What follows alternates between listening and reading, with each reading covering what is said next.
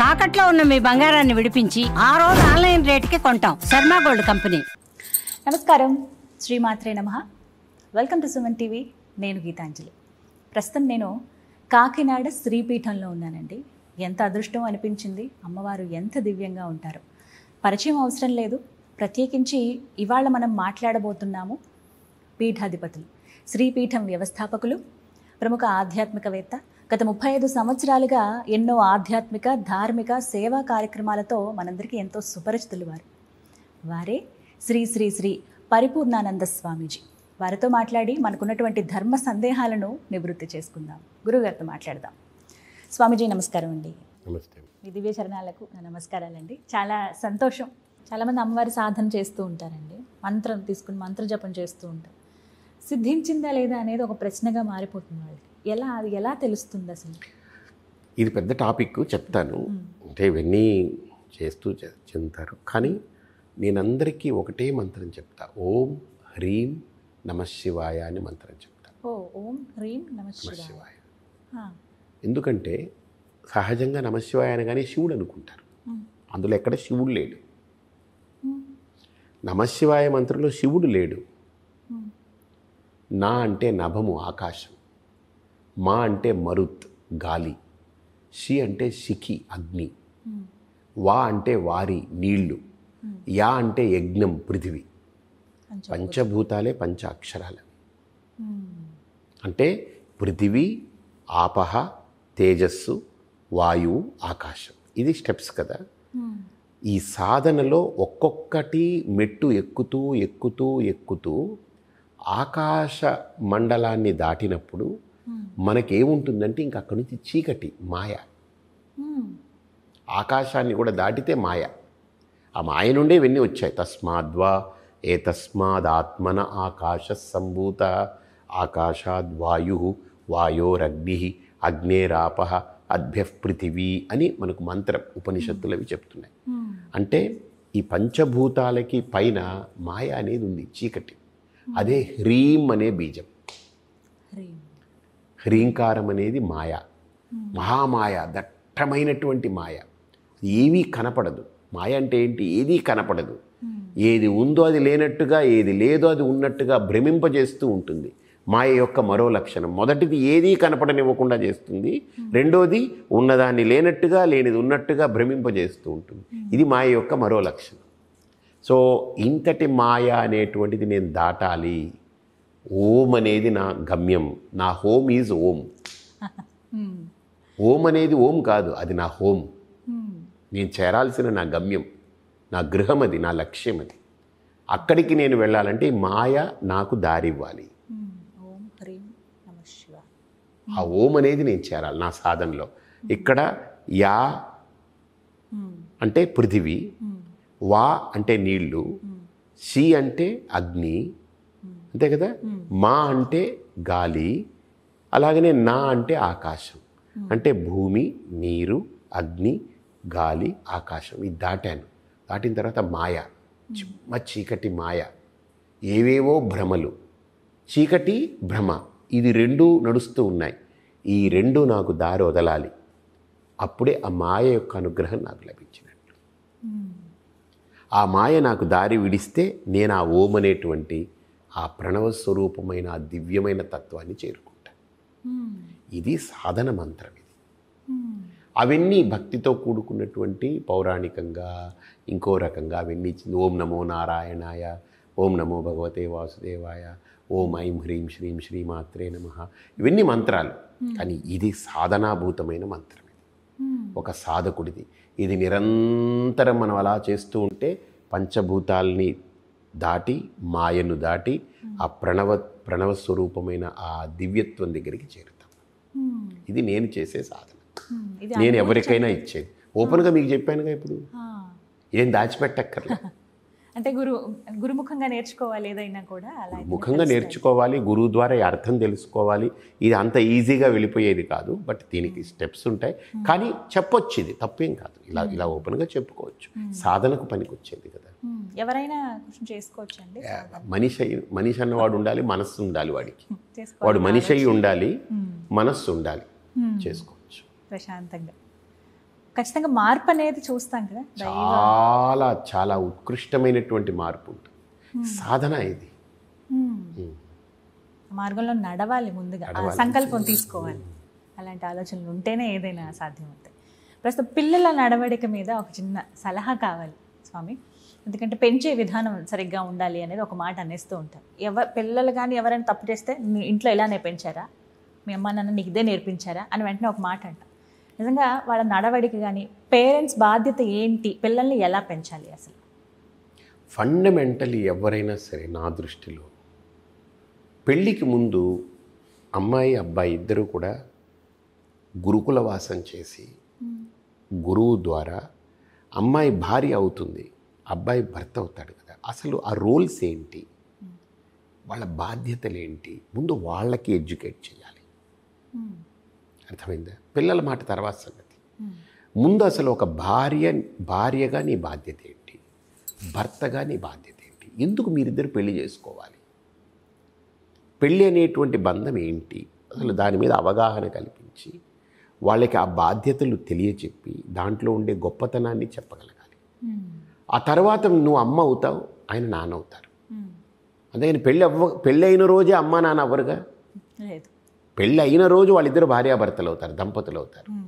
అసలు ఆ దాంపత్యము వృద్ధి చెందితే, దాంపత్యము సుఖంగా ఉంటే ఆ దంపతుల వల్ల కలిగిన సంతానము కూడా అద్భుతంగా ఉంటుంది. అసలు ఆ దాంపత్యంలోనే వాళ్ళకి అవగాహన లేకపోతే, దురవగాహన ఉంటే ఆ సంతతిలో కూడా ఆ దురవగాహన కంటిన్యూ అవుతుంటుంది, ఆ సంస్కారం. కాబట్టి నా అభిప్రాయం ఏంటంటే, సమాజంలో అమ్మాయికి పెళ్లి చూపులైంది, అబ్బాయిని కుదిర్చారనుకోండి, వాళ్ళిద్దరు దేశుడు అండర్గో గురుకుల వాసం చేసి ఒక సరైనటువంటి గురువు యొక్క మార్గదర్శనంలో ఒక భార్య అంటే ఏంటి, భర్త అంటే ఏంటి, ఒకరి మీద ఒకరికి ఆ అభిప్రాయము, ఆ నిష్ఠ, ఆ రకమైన ఒక కమిట్మెంటు, ఆ లవ్, ఆ ఎఫెక్షనేటు అది ఉండాలి. క్రష్ అంటారు చూసారా, అది కాదు. అది వస్తుంది పోతుంది.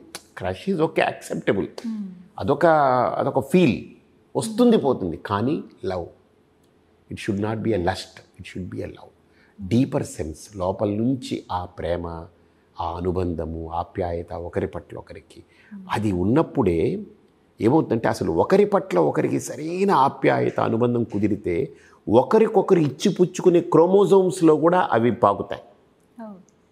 ఈయన విడుదల చేసే క్రోమోజోము, ఆవిడ విడుదల చేసే క్రోమోజోము, రెండు కణాల్లో ఇద్దరి తాలూకా అనుబంధాలు, ఆప్యాయతలు, అనురాగాలు, ప్రేమ, అవగాహన, ఇచ్చిపుచ్చుకోవడము, ఒకరి కోసం ఒకళ్ళు అన్నటువంటి భావాలు, సంస్కారాలన్నీ ఈ రెండిట్లో కలిసి ఇది ఏకకణమై వాళ్ళ ప్రతీకగా బయటకు వస్తుంది. అందుకే కొంతమంది పిల్లలు భలే ఇదిగా గౌరవంగా ఉంటారు, తల్లిదండ్రులన్నా వాళ్ళే ప్రేమగా ఉంటారు.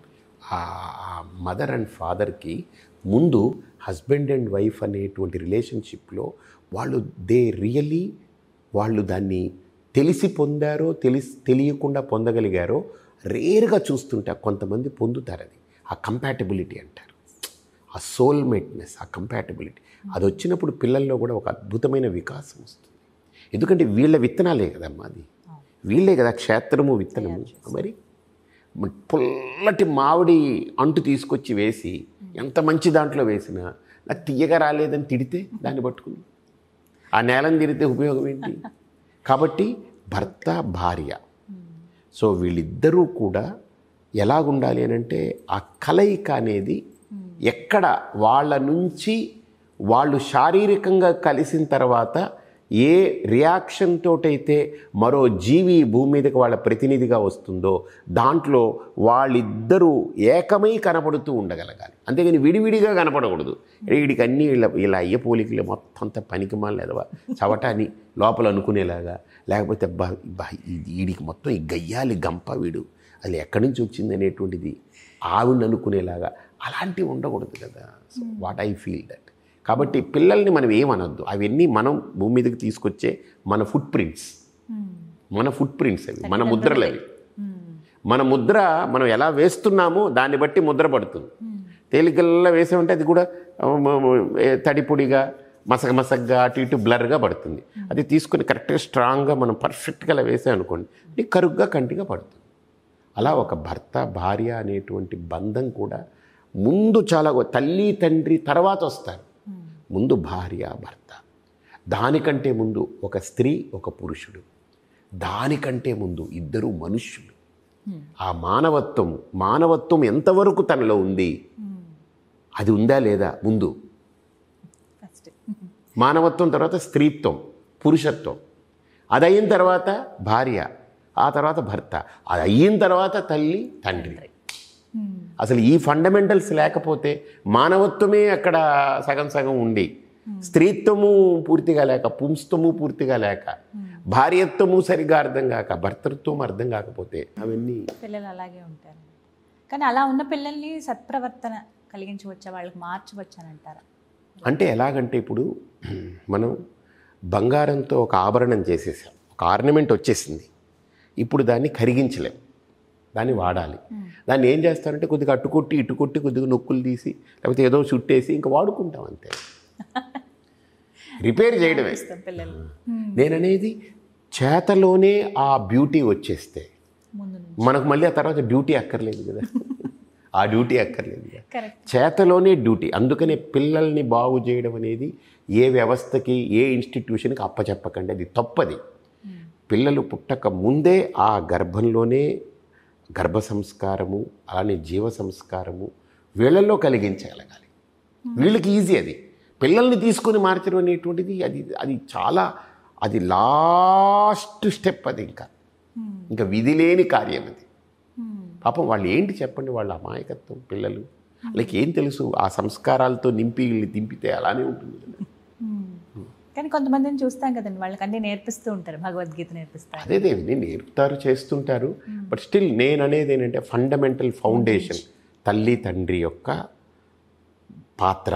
తల్లి తండ్రి కంటే ముందు వీళ్ళు భార్యాభర్త యొక్క పాత్ర, భార్యాభర్త కంటే ముందు స్త్రీ పురుష పాత్ర, స్త్రీ పురుషుల కంటే ముందు మానవత్వపు విలువలు, మానవత్వంతో కూడుకున్న వ్యక్తిత్వము. ఇక్కడి నుంచి మొదలవుతుంది మానవత్వము, స్త్రీ పురుషులు, ఆ తర్వాత భార్యాభర్త, ఆ తర్వాత తల్లి తండ్రి. ఇది ఈ ఆర్డర్ ఆఫ్ రియాలిటీలో వెళ్ళాలి.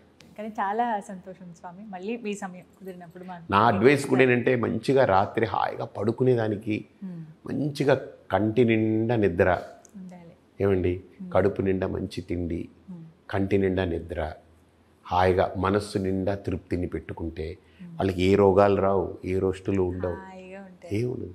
కడుపు నిండా తిండి, కంటి నిండా నిద్ర, మనస్సు నిండా తృప్తి ఉందనుకోండి, వాడికి ఏంటండి ఇంకా వాడి జీవితం. అంటే మీరు ఇలాంటి గొప్ప వాళ్ళ దగ్గరికి వచ్చినప్పుడు ఒక్కొక్కరి దగ్గర ఒకటి నేర్చుకుంటాము. ఇక్కడ నేర్చుకునేది అయితే ఇదే, హాయిగా తిండి నిద్ర అని ఉండాలి ముఖ్యంగా.